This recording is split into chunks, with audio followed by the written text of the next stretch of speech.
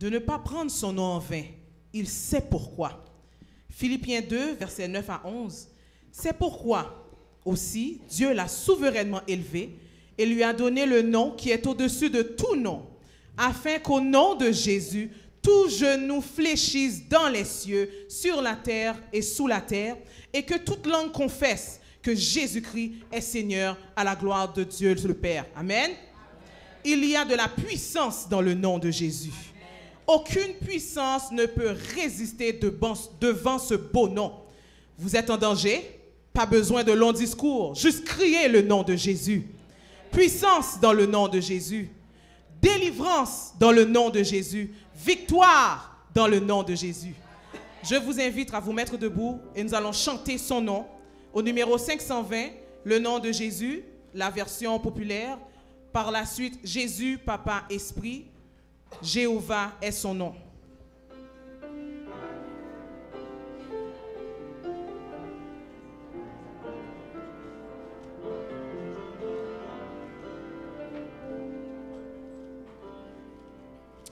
Le nom de Jésus est si doux, Dieu désarmant le courroux, il nous appelle au rendez-vous, précieux nom de Jésus, Jésus, Jésus, béni soit ton nom, Jésus, ô merveilleux don. Jésus, suprême rançon, sois adoré pour toujours. J'aime ce nom dans le chagrin, il me soutient sur le chemin. Sa musique est un son divin, précieux nom de Jésus, Jésus, Jésus, béni soit ton nom, Jésus, ô merveilleux don, Jésus, suprême rançon, sois adoré pour toujours. Ô nom béni, nom tout puissant, quand à mon Père ma descend, il répond à son cri pressant par le beau nom de Jésus, Jésus, Jésus, béni soit ton nom, Jésus, ô merveilleux don, Jésus, suprême rançon, sois adoré pour toujours.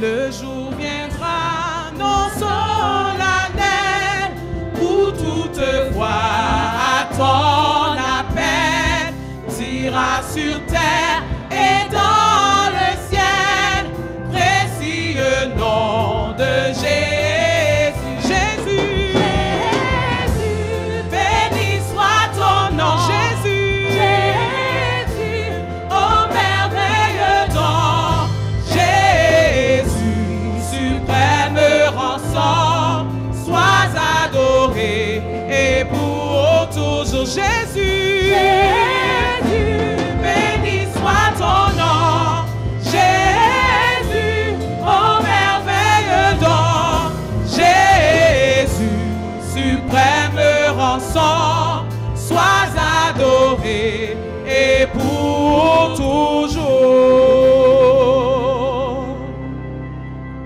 Jésus, Papa, Esprit.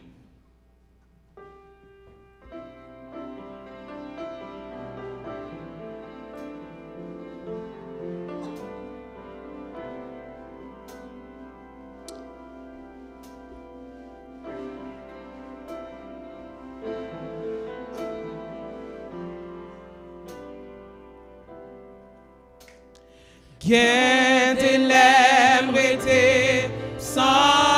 m'abandonner. Moi chercher secours sous la terre, moi pas te joindre. Moi lever tête, moi relais Jésus. Li t'il vit joint li, s'il sorti fatigué.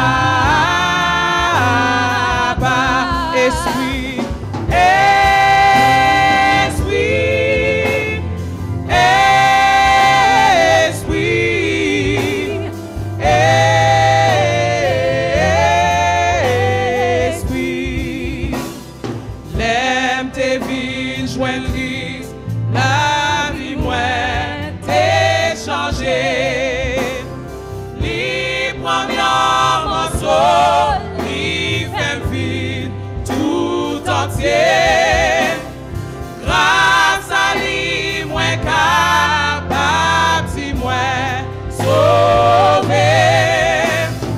Lui prend un morceau, lui fait vivre tout entier.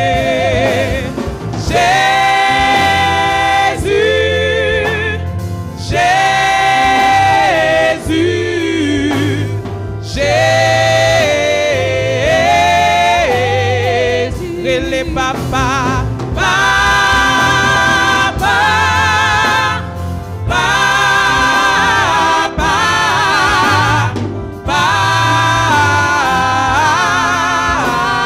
papa, esprit, esprit, esprit,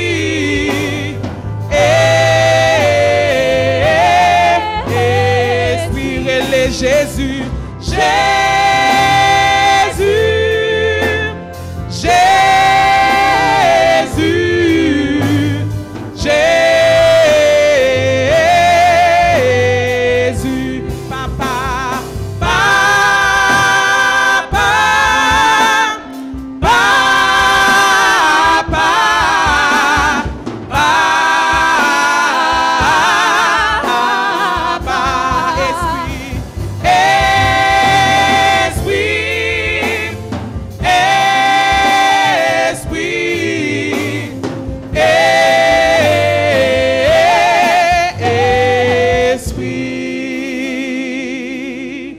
Amen. Croyez-vous que Jéhovah est son nom? Tout-puissant est son nom? Elohim est son nom? Jésus-Christ est son nom. Amen.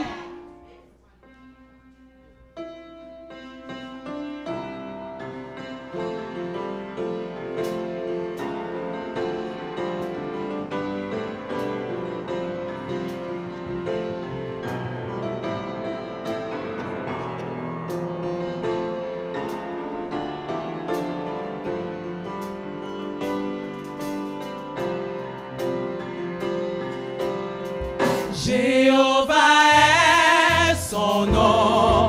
Jéhovah est son nom. Jéhovah est son nom. Jéhovah est son nom. Jéhovah est son nom. Jéhovah est son nom. Vaillant guerrier, fort dans les combats.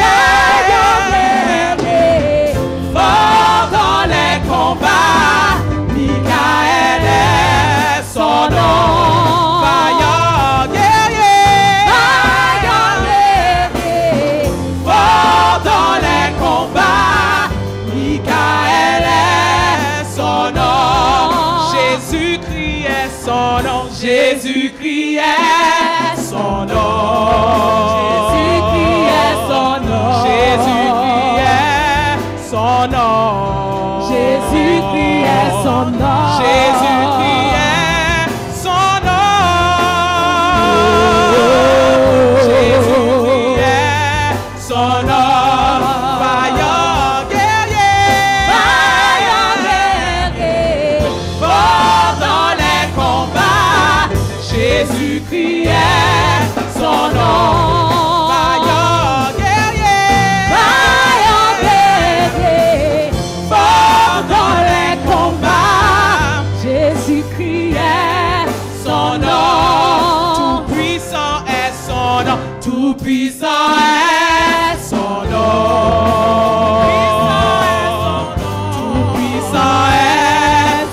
nom. Tout puissant est son nom.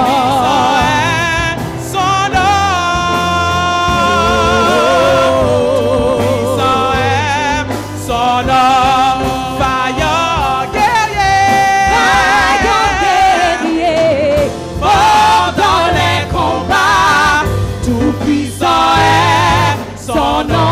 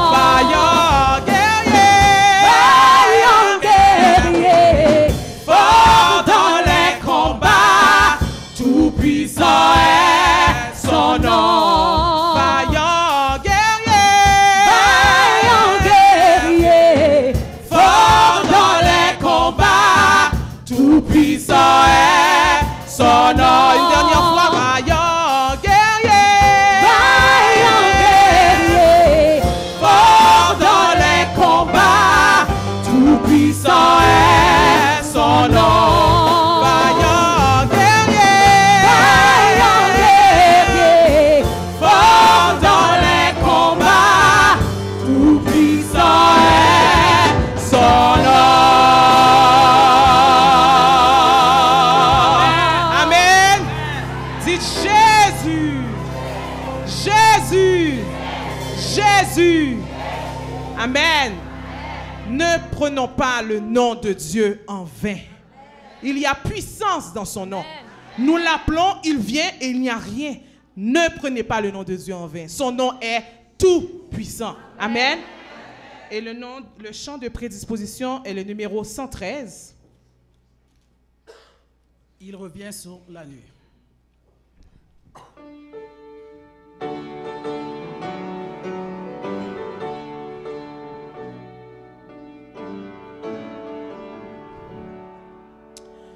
Il revient sur la nuée, celui qui mourut pour nous. Des anges, la sainte armée, suit le glorieux époux. Alléluia, Jésus vient régner sur tous. Alléluia, Jésus vient régner sur tous. Tout œil peut voir le Messie venir en vainqueur en roi. Le méchant dans sa folie le contemple avec effroi. Alléluia, Jésus vient régner sur moi. Alléluia, Jésus vient régner sur moi.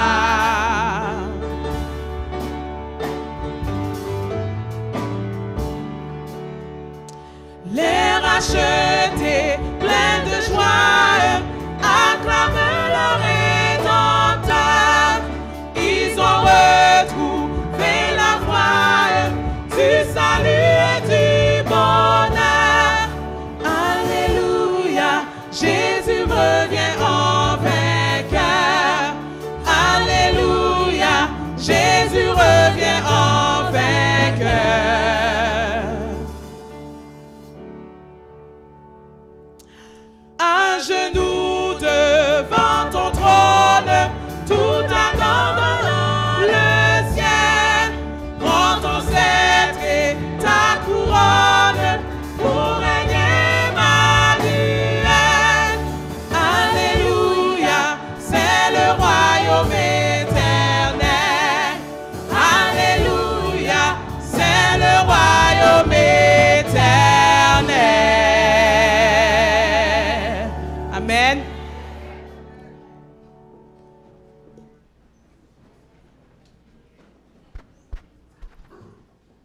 chrétiens de Saint-Léonard, Maranatha, Maranatha, Maranatha.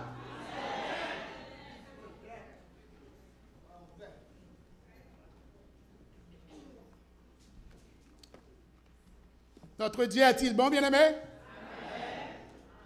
Vous en êtes sûr? Il a été bon pour vous tout au cours de la semaine, n'est-ce pas vrai? Mais si cela en est ainsi, souhaitez à celui qui est auprès de vous. Dites-lui, notre Dieu est bon, il est bon en tout temps. Amen.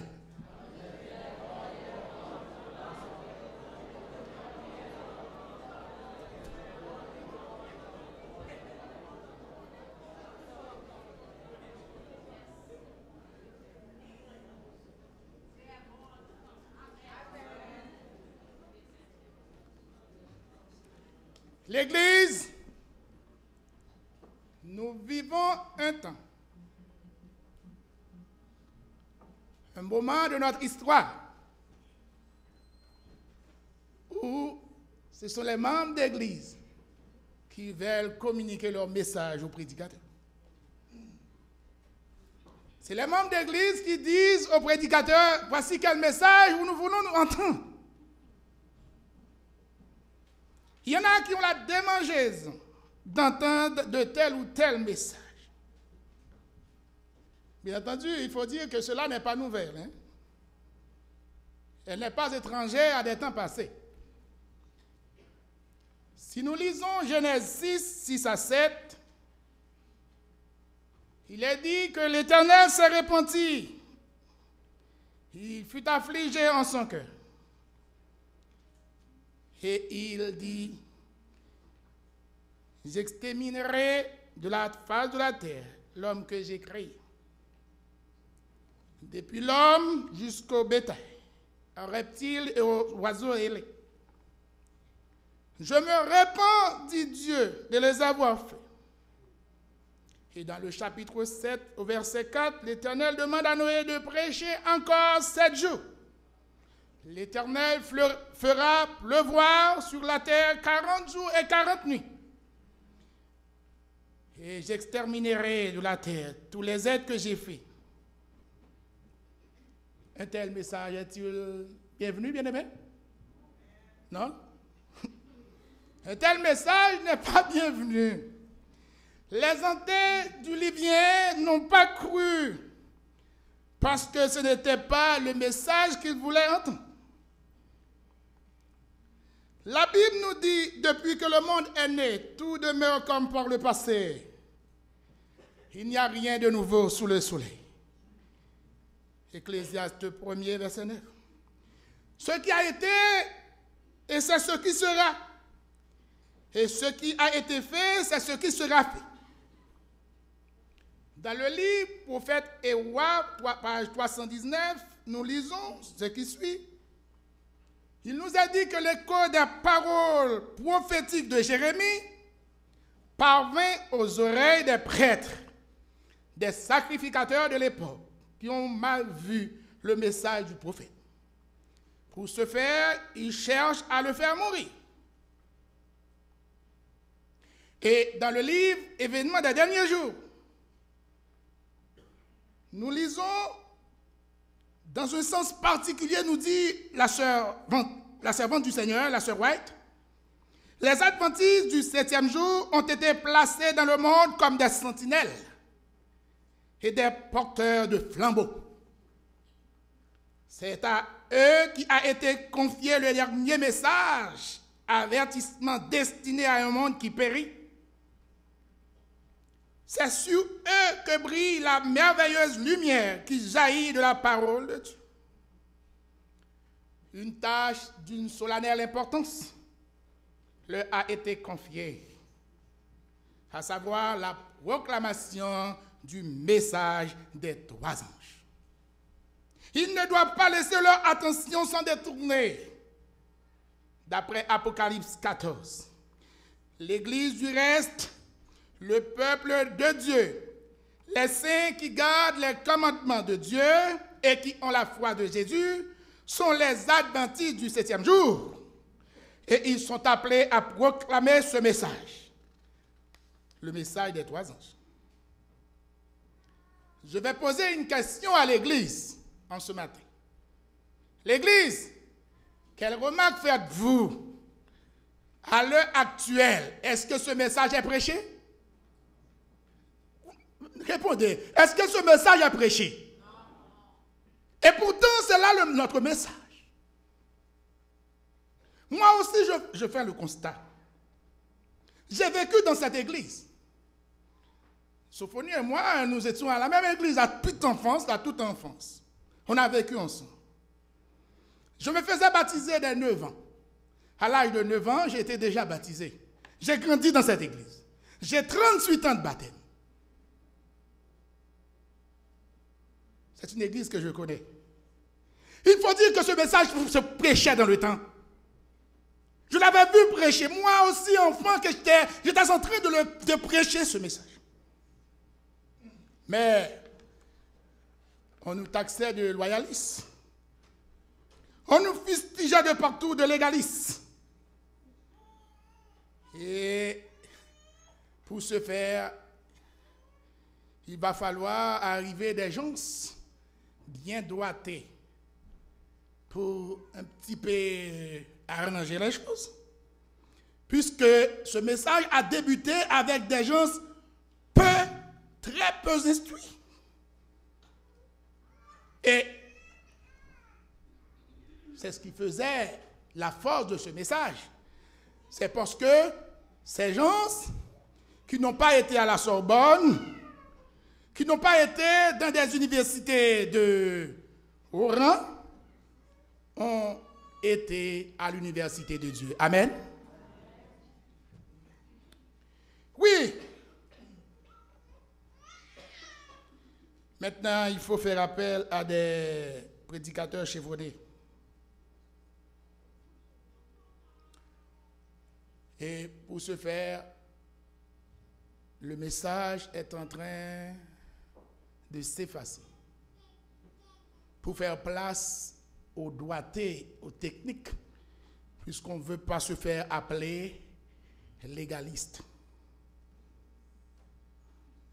Bien aimé, dans la Bible, n'est-il pas écrit qu'on n'a rien à retrancher et qu'on n'a rien à ajouter? Et tout ce qu'on y ajoute vient du mal. Matthieu 5, 27. Oh, sœurs et frères bien-aimés, puisque ce qu'on ajoute ne vient pas de Dieu, cela vient du malin. Maintenant, le message qui doit être prêché n'est pas prêché. Fort souvent, c'est l'Église même des fois qui est l'auteur. Oh, ce prédicateur est plate. Il ne sait pas bien parler, il parle pas. Des fois aussi, oh oui, on dit, oui, il est bon, il a une bonne diction. Il vient de telle ou telle université. Il a décroché de tel ou tel doctorat. C'est très bien. Toutes ces facultés, toutes ces possibilités viennent de Dieu. C'est Dieu qui les donne, c'est bien. Mais aussi, il nous faut être à l'université où seul le Saint-Esprit est professeur.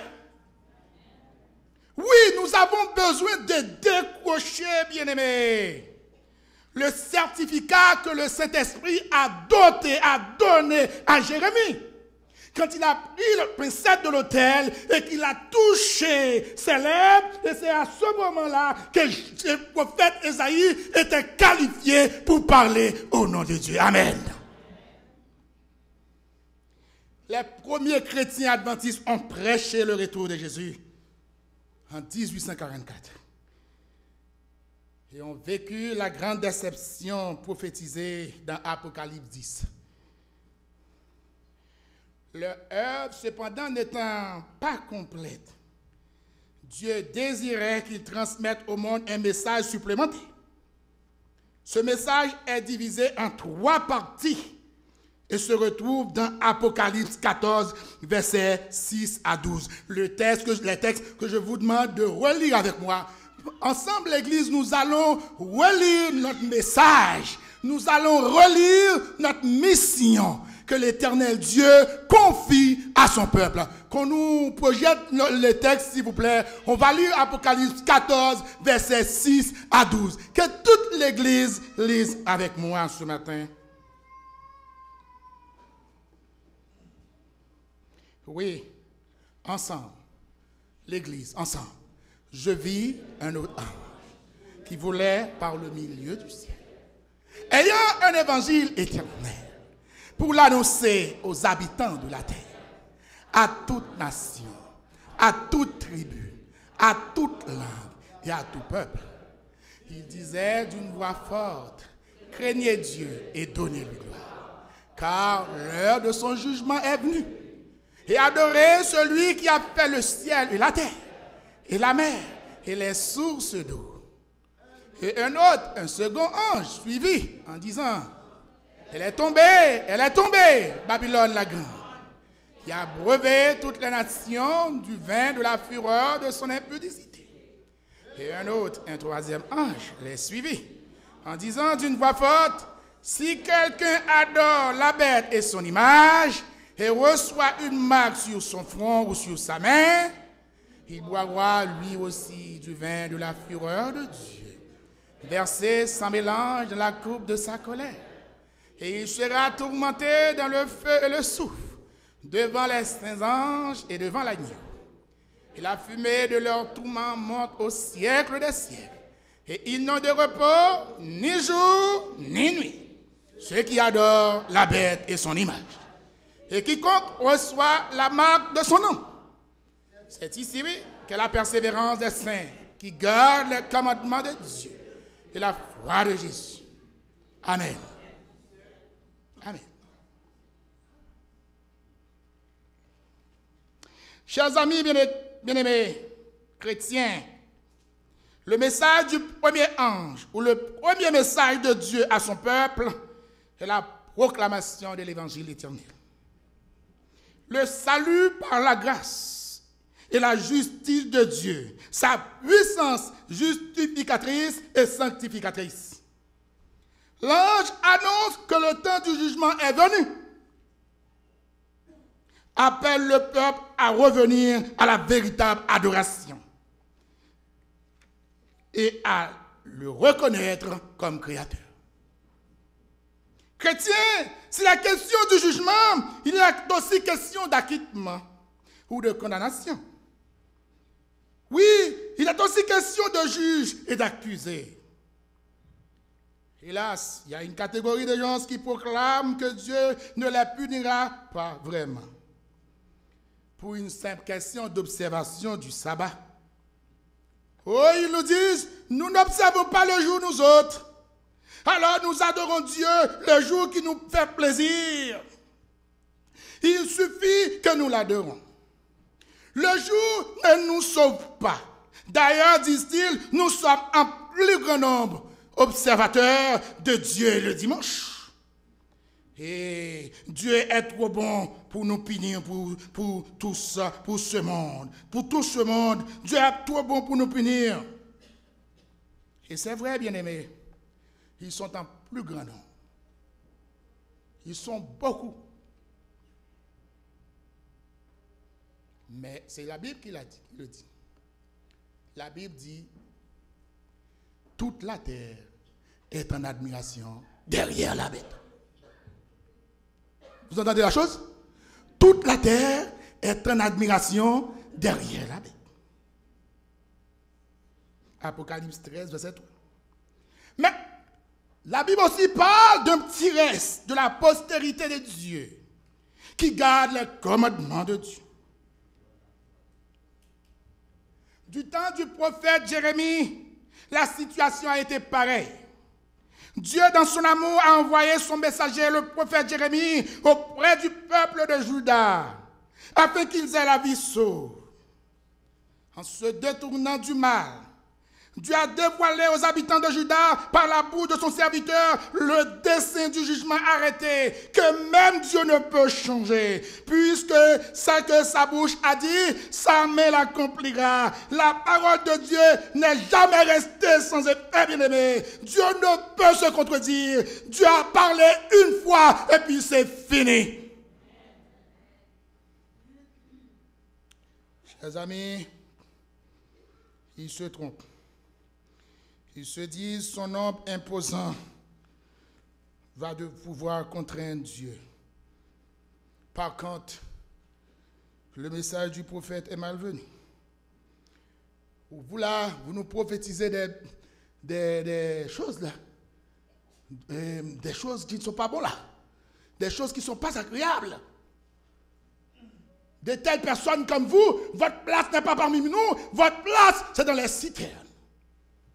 Ainsi, il a jeté le prophète Jérémie dans le citerne. Oui, ils ont jeté Jérémie dans le citerne parce qu'ils n'ont pas voulu entendre le message. Et c'est la même chose aujourd'hui. Là. Je ne sais pas pour vous, l'Église, si vous faites le constat. Oh, l'Éternel des armées nous dit, au verset 23, dans Jérémie 2, verset 23. L'église de Saint-Léonard. Comment diriez-vous, vous n'êtes point souillés? Comment diriez-vous, vous n'êtes point souillés? Vous n'êtes point allés après Baal. Regardez vos pas dans la vallée. Reconnaissez ce que vous avez fait. Vous vous habillez, on ne vous reconnaît plus. Tellement qu'il n'y a plus rien de différence entre vous qui vient à l'église et ceux du dehors. L'église, nous avons besoin de nous changer. On se mêle trop dans les affaires du monde, au point qu'on ne peut pas nous différencier. Et des fois, c'est sous le regard complaisant et complice même des dirigeants d'église. Des fois, vous vous êtes présenté le samedi matin du haut de la chair, dans votre parure funeste, en vue d'exciter la colère de Dieu contre son peuple.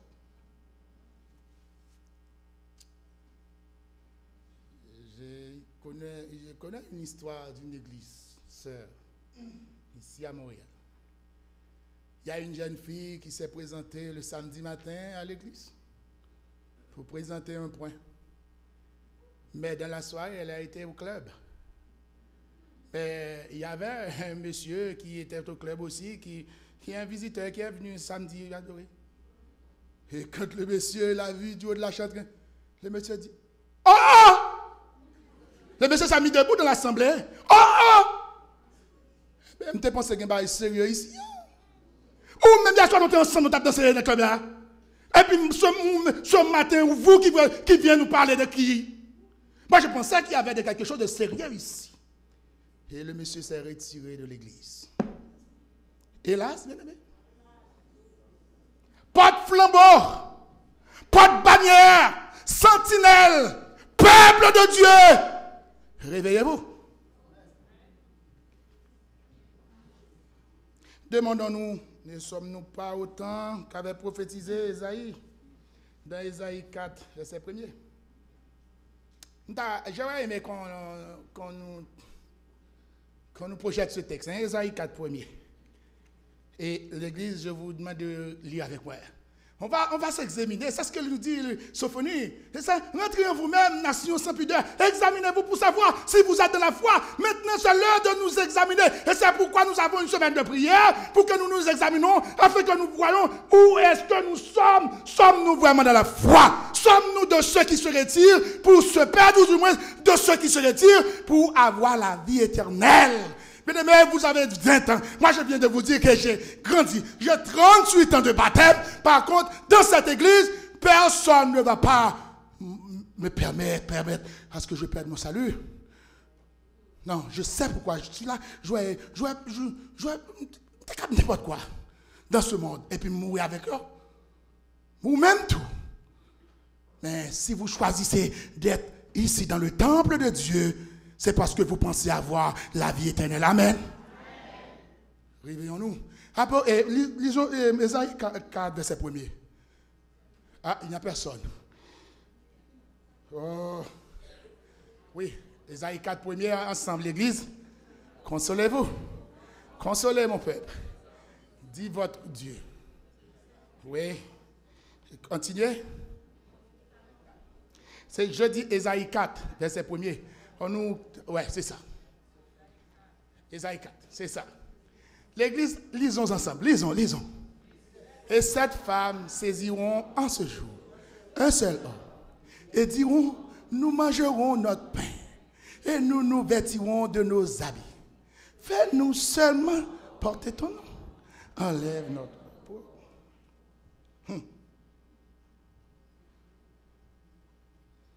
L'église, n'est-ce pas en ce temps que nous vivons? Hein? N'ayez pas peur. N'est-ce pas en ce temps que nous vivons? Oui, c'est ça. Aujourd'hui, vous voyez dans l'église bien des femmes, malheureusement, hélas. Et ça fait notre souffrance. On regarde combien de femmes dans l'église, des femmes qui viennent dans l'église. Et il y a des enfants. Des enfants. Elles viennent constamment à l'église, accompagnées de leurs enfants. Mais où sont leurs maris? Des fois, l'église ne connaît même pas le visage de leur mari. Il y en a qui ont arrivé quand même à amener le mari, mais c'est pour une fois, occasionnellement. Et des fois, c'est sous faute négociation, faute compromission. Parce que je connais un cas. Le monsieur dit, écoutez, vous savez que j'étais baptiste, hein? Vous savez très bien que j'étais baptiste. Vous avez accepté de vous marier avec moi. Et maintenant, vous dites que je dois me rendre chez vous. Pas de question. Ou parler avec ma bravo. Monsieur a dit, madame, non. Ou parle dans baptiste, moi avec. Moi-même, moi parle dans baptiste, non, adventiste avec.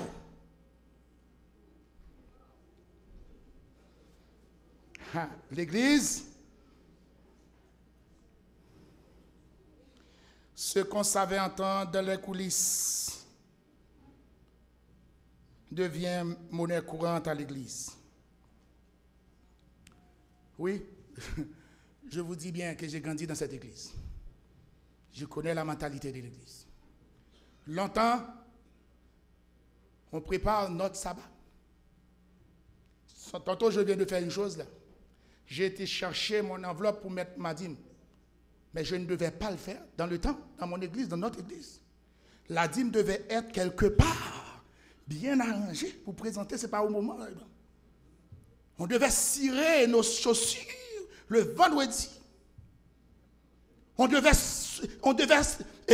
s'habiller, on devait se baigner, se propter pour ouvrir le sabbat. C'est cette église que nous avions, bien aimés. Mais maintenant, tout sale n'a pas couru devant l'Éternel. Des fois, c'est rabâché. Hélas. Dans Jérémie 2, 36, il a dit, pourquoi tant d'empressement à changer nos chemins?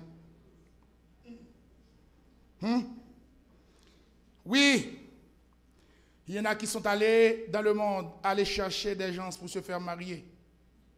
Il dit, il a quitté l'église derrière le monde là, il a cherché garçon dehors, il a cherché femme dehors, il vient déposer à l'église. C'est comme ça Dieu l'avait dit. Jamais Dieu ne l'avait pas dit ainsi. Et jamais Dieu ne va pas cautionner. C'est pour votre honte. Dans Jérémie 2, 36, il a dit, pourquoi tant d'empressement à changer ton chemin? C'est de l'Égypte que viendra ta honte, comme elle est venue de la Syrie. Oh, il n'est pas écrit dans Ésaïe 31. Est-ce que je vous invite, bien aimé, à lire avec moi? Ésaïe 31, lisons. Textez-moi, s'il vous plaît. Malheur, dit l'Éternel, aux enfants rebelles qui prennent des résolutions sans moi et qui font des alliances sans ma volonté pour accumuler péché sous péché. Chrétiens,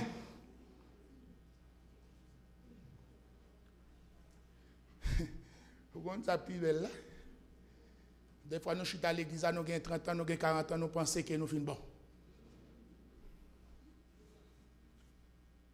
Oui, c'est le problème là.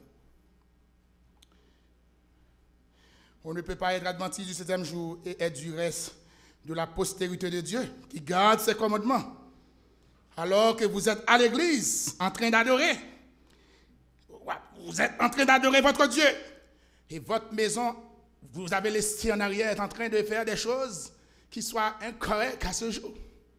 Parce que vous avez laissé quelqu'un qui est en train de faire des choses incorrectes. Vous n'allez pas aimer le message de ce matin, pardonnez-moi.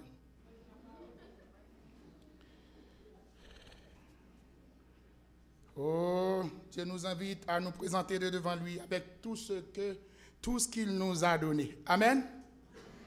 Bien-aimés, Dieu nous invite à nous présenter devant lui avec tout ce qu'il nous donne. Amen. Mais pas avec tout ce que nous avons. Puisque des fois, nous acquérons des choses en dehors de la volonté de Dieu. Et c'est pour notre honte. Dieu ne s'associera pas à notre honte. Oui, il est dit dans Exode 20, verset 10, ni toi, ni ton fils, ni ta fille, ni ton serviteur, ni ta servante, ni ton bétail, ni l'étranger qui est dans tes portes. L'Église, savez-vous des fois que vous êtes en train de prononcer votre jugement en récitant ces textes, alors que le contraire se fait dans votre vie?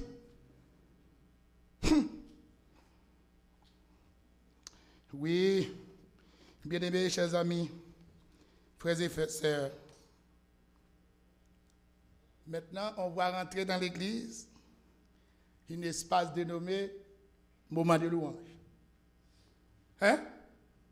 Qu'est-ce qu'il y a de mauvais dans un moment de louange? Rien. Il n'y a rien qui soit mauvais dans un moment de louange. Mais des fois, on se questionne. On se demande, quand des chants sont en train d'être chantés dans l'église du Seigneur, on ne sait pas leur origine. On se demande, mais Dieu serait-il réellement en train d'être loué? Oui. Insidieusement, l'ennemi rentre dans l'église.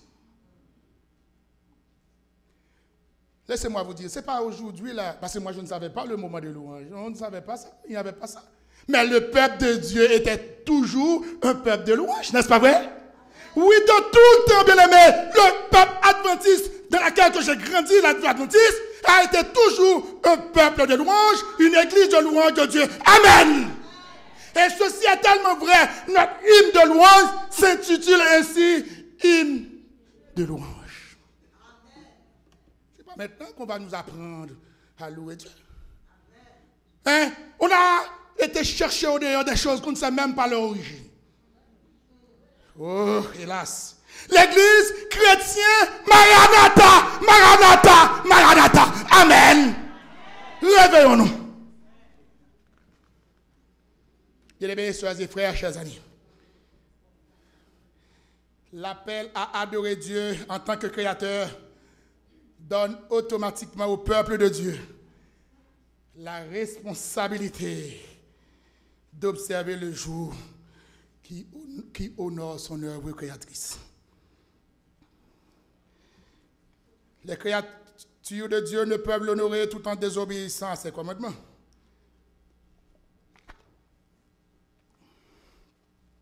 Et au commandement sanctifier le sabbat, le 7e jour de la semaine, dans Ésaïe 1er 12, 13, l'Éternel nous fait cette question. Quand vous venez vous présenter de devant moi, qui vous demande de souiller mes parvis? Sœur White nous dit, pendant le temps de détresse qui précédera immédiatement le retour de Jésus, le sabbat du 7e jour sera le problème central du conflit opposant Dieu et Satan. Le point particulièrement contesté sera le grand test de loyauté. Bien-aimés, chers amis,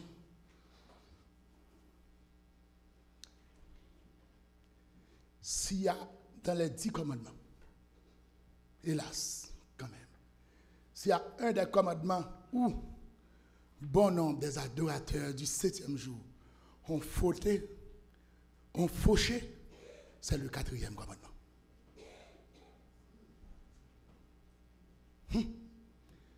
Le commandement sur lequel se base notre foi plus particulièrement, c'est à ce commandement surtout des fois, surtout pour le plus grand nombre, des fois, volontairement et involontairement, qu'on est fauté. Le deuxième message, soit le message du deuxième ange, Apocalypse 14, verset 8, qui annonce la chute de Babylone, a été présenté pour la première fois en 1844. Et cette annonce suit chronologiquement la prophétie qui annonce le jugement et les églises. Babylone désigne les églises qui ont rejeté l'avertissement du jugement.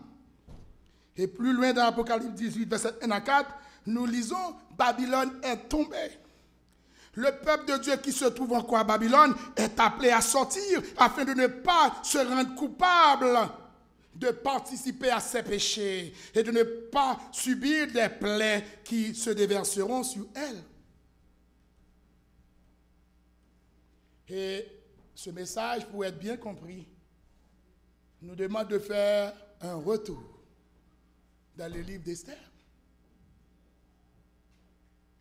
Pour comprendre ce message, il faut qu'on retourne dans le livre d'Esther, où le nom de Dieu est absent. Si vous lisez le livre d'Esther, vous n'allez pas voir le nom de Dieu là-dedans. Et pourtant, c'est un livre qui nous parle tant de l'amour de Dieu. Pourquoi le nom de Dieu est absent dans le livre d'Esther? C'est tout simplement parce que l'Éternel Dieu avait demandé à son peuple qui était parti en captivité, du nombre duquel se trouvaient Esther, Mardoché, Daniel et son compagnon et les autres, des peuples de Dieu qui ont été pris en captivité. L'Éternel avait fixé le rendez-vous à Jérusalem. Mais si l'Éternel avait fixé le rendez-vous à Jérusalem, il ne pouvait pas être en Babylone en même temps. C'est vrai que Dieu est partout, mais Dieu ne va jamais cautionner l'indifférence, la rébellion et le révolte de son peuple. Dieu avait prédit par le prophète Jérémie, 70 ans ont été fixés sur ce peuple afin qu'il aille en captivité. Et Sédécias, le dernier roi de Juda, n'a pas pris conseil du prophète Jérémie. Ainsi, nous voyons que ce peuple a été livré entre les mains de Nebuchadnezzar. Vous savez, ce qui est mal dans ça, ce qui est pire, bien aimé, ce qui est grave, c'est que l'Éternel dit, il prend serviteur Nebuchadnezzar. Depuis qui Nebuchadnezzar était serviteur l'Éternel? Oh, en pile fois, bien aimé, ou un malheur qui a pris l'Éternel qui t'est mis en fouetté au même. C'est l'Éternel qui t'est mis en fouetté. Parce qu'on rebelle. Et ce n'est pas la première fois non que l'Éternel fait ça. Nous voyons que Jonas, dans la barque, t'a le caché. Jonas a été se cacher au fond de la barque. Au fond de la barque. Et c'était au matelot, au païen qui disait à Jonas, enfant de Dieu que vous êtes, c'est le moment de prier. Réveillez-vous et priez.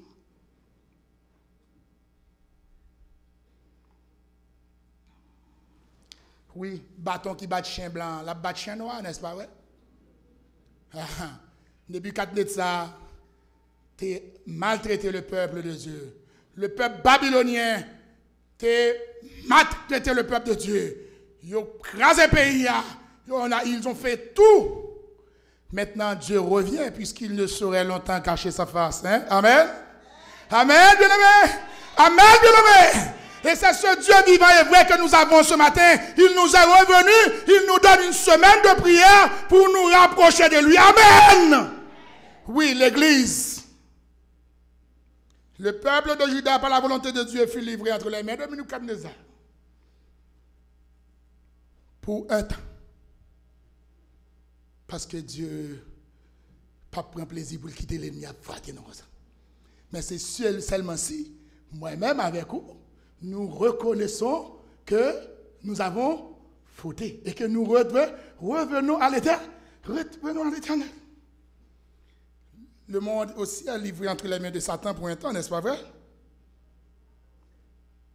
Oui, c'est de ça a livré bataille. Et le peuple de Juda fut terrassé. Maintenant, l'appel est lancé pour sortir de Juda. L'appel est lancé pour sortir de Juda. Le peuple ne veut pas partir. Et le peuple devient tellement familier avec les mœurs des Babyloniens. Le peuple ne veut pas laisser Juda. Et c'est pourquoi Dieu les invite à sortir de la Babylone. Sortez de la Babylone. Babylone, c'était un pays de la Mésopotamie, de la région mésopotamienne.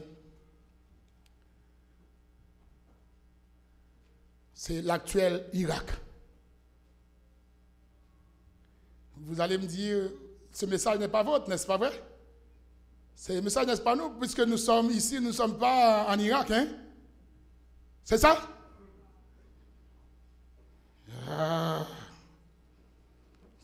Non, vous dites, c'est bien, c'est non. Sortez de la Babylone. Dieu ne veut pas perdre aucun de ses enfants. Il veut que nous sortions. J'ai l'avantage de dire à la terre, s'il est encore protégé, c'est parce que vous et moi, enfants de Dieu, nous y sommes encore. C'est parce que nous sous la terre qu'on est, bien-aimé, qui fait la terre protégée par Dieu. Et c'est ça que fait l'Éternel, voulait venger son peuple. Il a demandé à ses enfants de sortir de la Babylone parce qu'il doit détruire Babylone. Depuis 4 ans, il a fait tort avec son peuple. Maintenant, il doit venger son peuple. Mais les enfants de Dieu, les peuples de Dieu, faites être raide. Et bon Dieu a besoin de venger.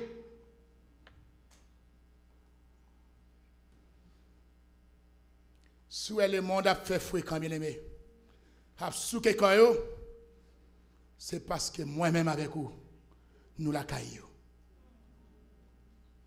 Mais lorsque vous-même avec moi, nous avons pris conscience que nous sommes des pèlerins, des passagers, des voyageurs sur la terre, nous avons bagaille à faire et le monde a saisi pour nous nous t'a protégé. Vous connaissez qui bagaille la bien?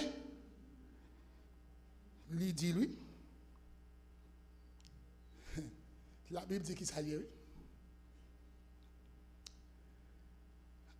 Alors, ma baille dernier texte là. Alors viendra la fin. Hein? Alors viendra la fin. C'est qui texte? Cette bonne nouvelle du royaume sera prêchée dans tout le monde entier pour servir de témoignage. Alors viendra la fin. Si moi-même avec vous, nous acceptons pour que nous rentrions la caille, nous avons prêché l'évangile. Et puis la fin va venir. Oh, chers amis bien-aimés, et message là, l'Éternel dit, s'ouvrir le corps, v'lez le corps, pas v'lez. La prêcher. Et je vais élucider 2 points avec vous.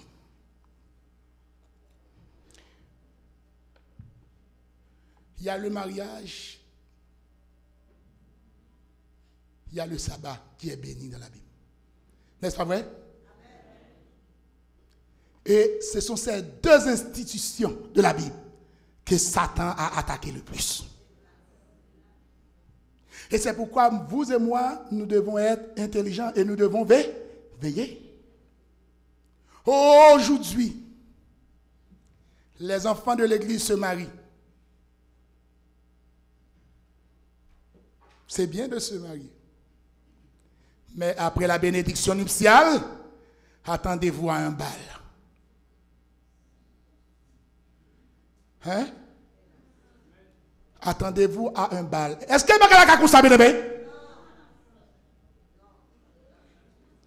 si vous ne voulez pas aller au bal, n'allez pas dans une réception de mariage des enfants de Dieu. Hélas.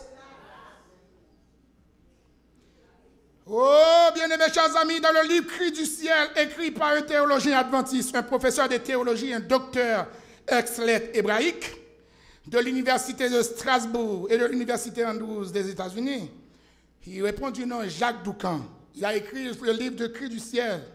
À la page 178, nous lisons ce qui suit. Babylone, c'est aussi une mentalité. Attendez bien, bien-aimés. Babylone, ce n'est pas seulement un pays, dit le théologien, c'est aussi une mentalité, un trait d'esprit qu'on trouve au-delà de la tour de Babel, du roi Nebuchadnezzar ou même de l'Église catholique. Babylone, ce n'est pas une question de pays seulement, mais c'est une question de mentalité. Vous savez-vous bien que notre Dieu est le Dieu de 100%? Amen. Ici, moi, on est qui gagne les hommes de 1%. Hein? Ben oui, dans le procès qu'on avait donné là, le procès Madame Charbonneau là. Mais il y a un homme comment? 10%? Hein? 2%? Bon, il y a un homme qui se nomme 2%, on nomme 2%. Mais moi, je le caractérise avec Satan. Parce que Satan n'a pas besoin beaucoup, hein? C'est 1% de besoin. Et tout reste la rythme, hein? Il n'a pas besoin beaucoup, il a besoin de 1%. Mais notre Dieu a besoin de 100%. Que votre cœur soit tout à l'Éternel. Amen. Amen. Amen, l'Église.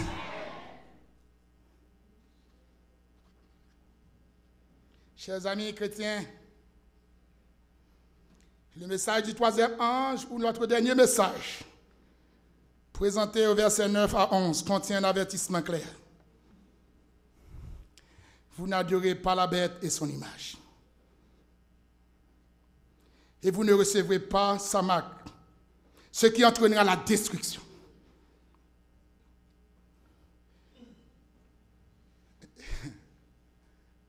Nous sommes l'Italien, on dit qu'on bal kaibal. Côté me joindre la bête. Et pourtant, vous pouvez vous asseoir là et être dans la bête. Hélas! C'est hélas. Parce que nous ne sommes pas retirés pour nous perdre, bien-aimés. Nous devons veiller, nous devons des hommes intelligents, des femmes intelligentes, des servants, des serviteurs de Dieu qui font profession de servir Dieu, des hommes qui trouvent de la joie dans le service de Dieu. C'est ce pourquoi nous sommes ici.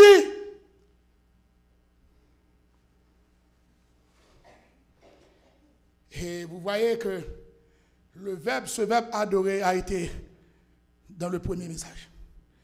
Il est revenu dans le troisième message. Et je dois vous dire que c'est intentionnellement que le verbe est revenu.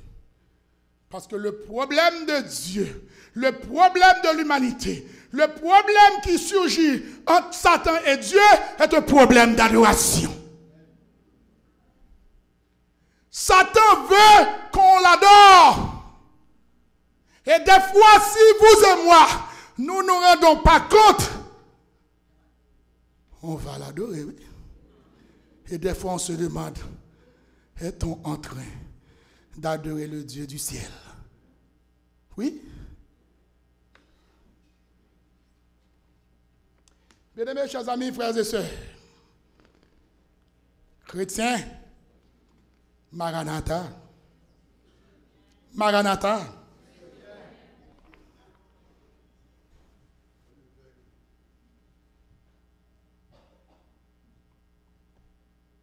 Notre Dieu vient. Amen. Oh, le texte nous dit, les adorateurs de la bête seront tourmentés dans le feu et le soufre. Et la fumée de leur tourment monte au siècle des siècles. Apocalypse 14, versets 10 et 11. Ici, il faut dire que l'Apocalypse n'entend pas enseigner la vérité d'un enfer éternel. Hein? Comme quelques-uns le font croire. La leçon se porte ailleurs. À travers cette image et ce jeu d'association, c'est tout d'abord la nature immonde et idolâtre de Babel qui est révélée. De plus, l'expression au siècle des siècles ne met pas l'accent sur la durée éternelle du feu que sur son effet définitif. C'est pour l'éternité qu'ils sont brûlés. C'est faux et archi-faux qu'il y a une église sur cette terre qui nous dit qu'on peut chanter une messe. C'est faux. On peut chanter une messe pour la personne qui est dans l'enfer et que tout de suite, automatiquement, que l'argent est tombé, la personne, au lieu de Babylone qui est tombée, c'est l'argent qui est tombé et tout automatiquement, la personne est passée de l'enfer au purgatoire ou au paradis, je ne sais pas. Moi, je ne connais pas leur affaire parce que moi, je grandis dans l'église adventiste, je ne connais pas leur affaire, les affaires, moi.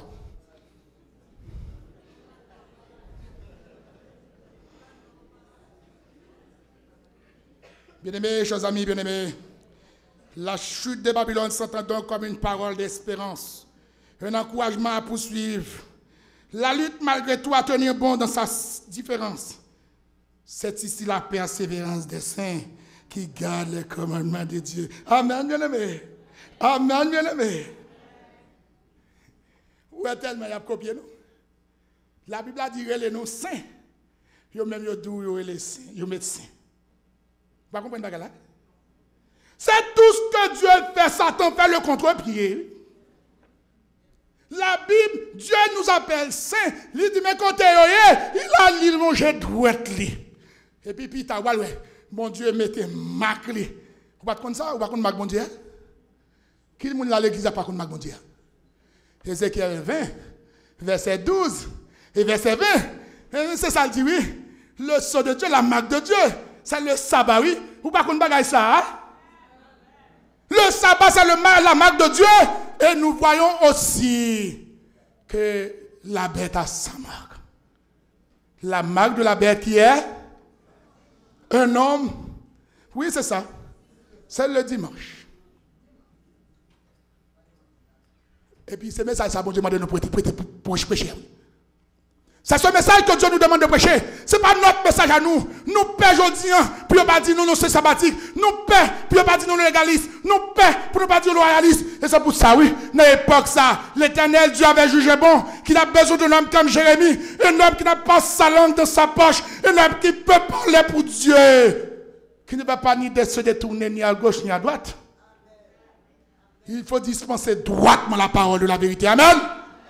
Il a dit, si tu dis au méchant, méchant, tu mourras, et que le méchant se détourne de ses mauvaises voies, à ce moment, le méchant aura la vie. Mais toi, tu te échapperas.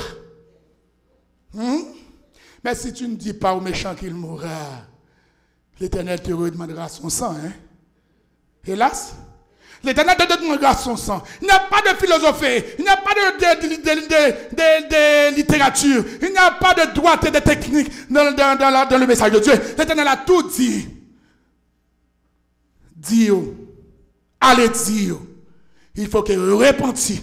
Il faut que vous sortiez de la Babylone. Il faut que vous adorez le samedi du 7e jour. Pas de question pour passer à côté. Qui depuis qu'il est. Mais c'est là que ce pour pas adventiste ou perdu et puis fini.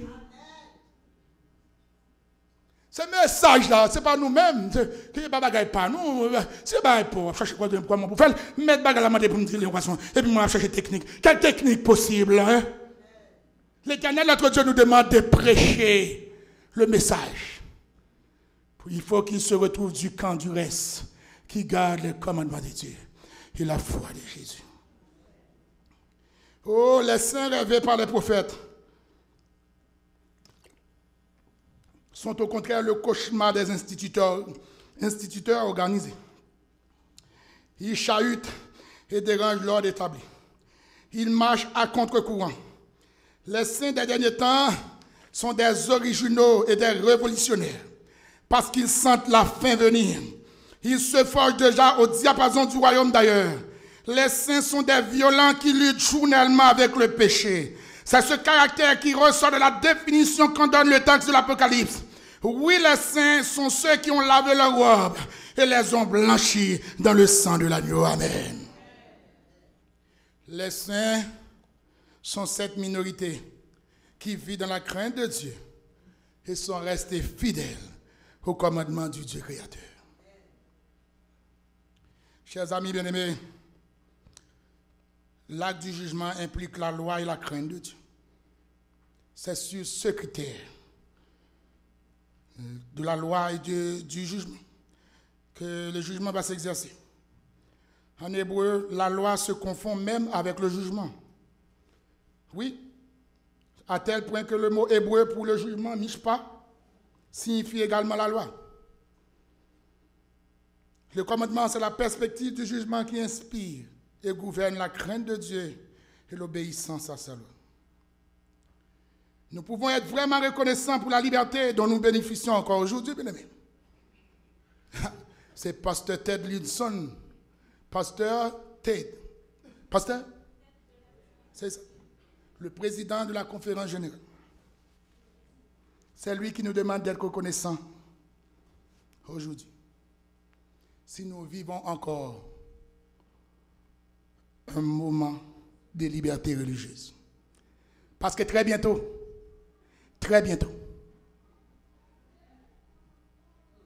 nous serons persécutés. La marque de la bête, l'observation du dimanche en lieu et place du samedi, l'Église catholique se vante d'avoir changé le sabbat institué à la création au profit du dimanche. D'autres églises expliquent qu'elles observent le dimanche en mémoire de la résurrection du Christ. Et aucune de ces deux informations n'a sa justification dans la Bible. Par conséquent, la reconnaissance qui revient au Créateur est régnée. L'Église catholique et les églises protestantes apostats ne pourront refuser les preuves bibliques du caractère sacré du sabbat en tant que septième jour de l'adoration du Dieu créateur. Et cela leur remplira de colère. Par conséquent, les observateurs du sabbat seront persécutés, emprisonnés. Au milieu de ces événements, bien-aimés, la proclamation du message du troisième ange aura encore un effet du jamais vu. Les gens constateront que les cris de Daniel, de Matthieu, de Marc, de Luc, d'Apocalypse et d'autres livres des Écritures se réaliseront. Exactement comme ça a été dit. Oui, la formation de l'image de la bête et de la promulgation de la loi du dimanche conduiront à la ruine nationale et internationale du peuple de Dieu. Ceux qui s'attacheront à leur sauveur et refuseront d'abandonner la vérité que renferme le message des trois anges prendront conscience de leur devoir de le présenter et de laisser Dieu se charger des résultats. C'est ce que nous dit le président de la conférence générale. Oui, vous et moi, il n'avons pas pris conscience du devoir de prêcher le message des trois anges. Nous n'avons pas besoin qu'on ait résultat si j'ai dit nous c'est loyaliste, légaliste. Nous avons quitté bon Dieu pour un résultat, bien aimé. C'est l'Éternel n'est pas les parents nous. Les petits gens à l'école, où tu es contre bagaille, oui. C'est pas pareil comme de chercher canet. Eh bien l'Éternel va chercher canet nous. Amen. Nous autres nous devons en quelque sorte prêcher l'évangile. Et l'Éternel prendra notre canet. L'Église, après tout ce que nous venons d'énumérer comme problème dans l'Église, et ce que je n'ai pas dit. Oui, je vais poser une question à l'Église. Pensez-vous qu'il y a encore de l'espoir que cette église se reprenne? Amen. Amen, bien-aimé. Oui, c'est Amen. Et la Bible répond dans 2 Chroniques 7, verset 14. 2 Chroniques 7, verset 14. La Bible répond. Nous t'arrêtons afficher, projeter pour nous si c'est possible. 2 Chroniques 7, verset 14. 2 Chroniques 7, verset 14, oui. 7, verset 14. Oui, c'est ça ensemble, l'église. Si mon peuple, celui qui est invoqué mon nom, s'humilie, prie et cherche ma face, et s'il se détourne de ses mauvaises voies, je l'exaucerai des cieux, je lui pardonnerai son péché, et je guérirai son pays. Amen. Il y a encore de l'espoir, bien-aimés. Chrétiens, alors que la jour s'annonce difficile pour le peuple de Dieu, dont vous et moi en faites partie, sommes-nous disposés à renouveler notre engagement avec Jésus? Est-ce que l'église de Saint-Léonard est disposée à renouveler son engagement envers Jésus? Amen. En suivant son exemple d'avertir le monde du jugement imminent de Dieu et de la fin de ce monde en déconfiture. Chrétiens, alors que nous approchons à grands pas vers la persécution des chrétiens et que Dieu est en train d'apposer son sceau d'approbation sur ses élus, sommes-nous disposés à laisser Dieu nous utiliser en ces derniers jours? Si oui, l'Église, mettez-vous debout. Si vous êtes disposés, pendant que l'Éternel nous fait grâce d'une semaine de prière, nous allons commencer aujourd'hui à prier Dieu. N'est-ce pas bien, bien-aimé? N'est-ce pas bien, bien-aimé? Oui, nous allons commencer à prier Dieu. 236, entends-tu Jésus t'appelle? Entends-tu Jésus?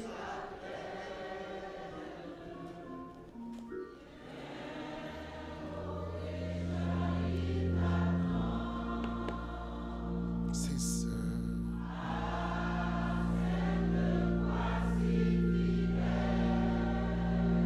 Tu résistes à trop souvent.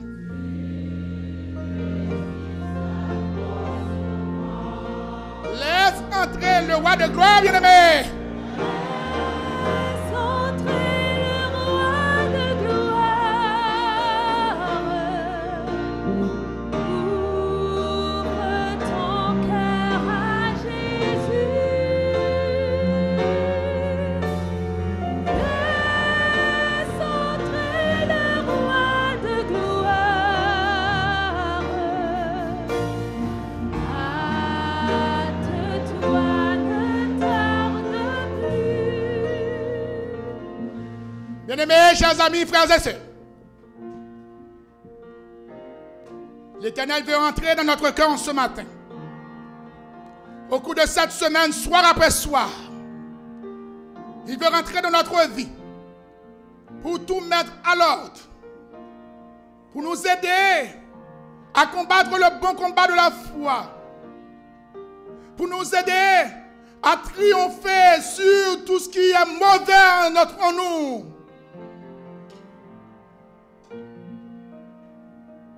Si et seulement si vous êtes-vous disposés, faites un pas de la foi. Juste laissez votre banc. Faites un pas. Avancez un petit peu au devant. Faites un pas. Nous allons prier. Deuxième souffle.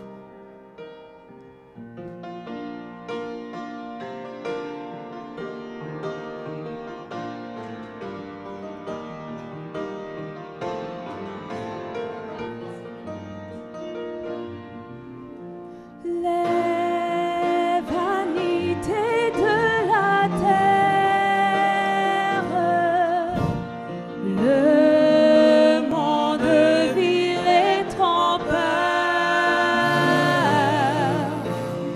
ont assez longtemps, mon frère, Remplis ta vie et ton cœur. remplis ta vie et ton cœur. Laisse entrer le roi de gloire, bien-aimé. Laisse entrer le roi de gloire.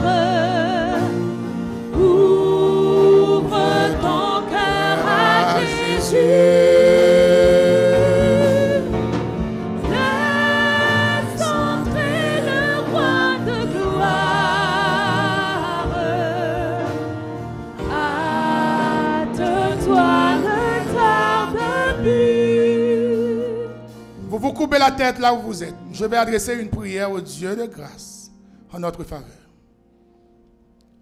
Notre Dieu, notre Père, Dieu de grâce et de vérité. Alors que tu nous convies en ce lieu pour chercher ta face, tu viens de nous parler, nous entendons ta voix. Nous nous approchons vers toi pour te dire combien nous avons besoin de renouveler avec toi l'engagement pour le grand jour de l'éternité. Toi qui nous connais, toi qui nous sondes, toi qui nous vois, fais, ô Dieu, au-delà de notre espérance, que nous soyons des hommes et des femmes nouvelles, nouveaux, capables de marcher pour toi. Et surtout, de porter le flambeau. Permets, Seigneur, dans ton grand amour, que cette semaine de grâce, de rafraîchissement spirituel, nous apporte tant de renouveau et que tout un chacun ici présent, ton peuple, ton Église, puisse renouer avec toi de très bonnes relations et qu'au grand jour du matin du rendez-vous, du nombre des élus, tous nous répondrons présents pour t'acclamer comme le roi des rois et seigneur des seigneurs. Prends notre vie, prends notre cœur au nom de Jésus. Amen. Merci. Rassoyez-vous.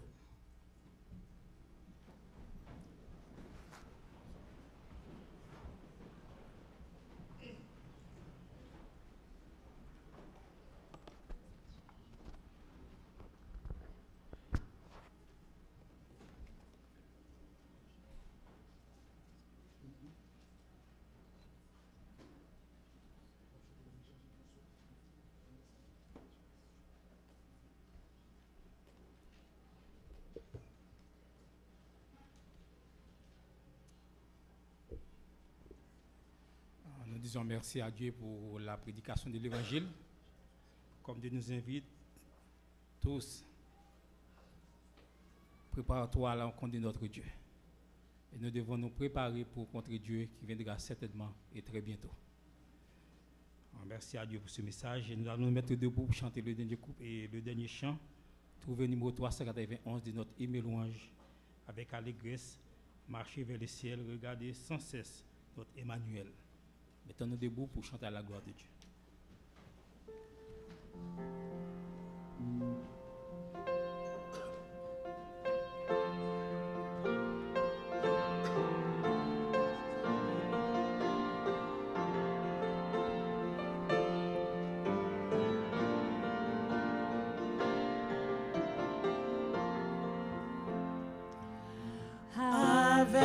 Avec allégresse, marcher vers le ciel, regarder sans cesse notre Emmanuel, puiser foi nouvelle dans ce doux regard de l'âme fidèle, c'est la sûre part. Frères, frères, les cœurs en haut, Jésus nous appelle, il viendra bientôt. Jésus nous appelle, il viendra bientôt. La toute est lumière, paix et sainteté, la plus de misère, tout est charité. Sur ce doux rivage, on sait les pleurs. Jésus, ton image est dans tous les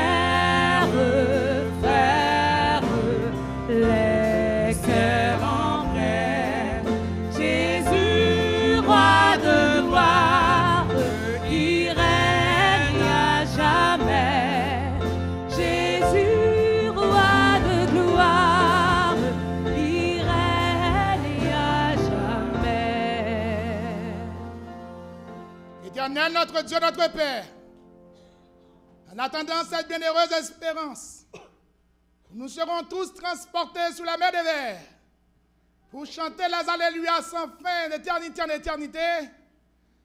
Fais-nous grâce en ce jour d'être jugé digne pour t'adorer en esprit et en vérité. Nous te sommes infiniment reconnaissants de nous avoir visités. Renvoie-nous de ce lieu avec l'onction de ta paix, ta grâce au nom de Jésus.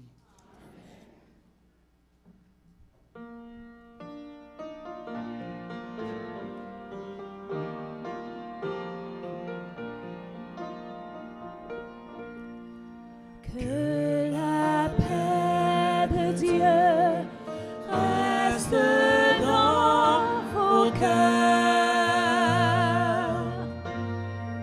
Que la paix de Dieu reste dans vos cœurs. Que sa force vous anime dans la joie ou dans les pleurs. Que la paix de Dieu reste dans vos cœurs.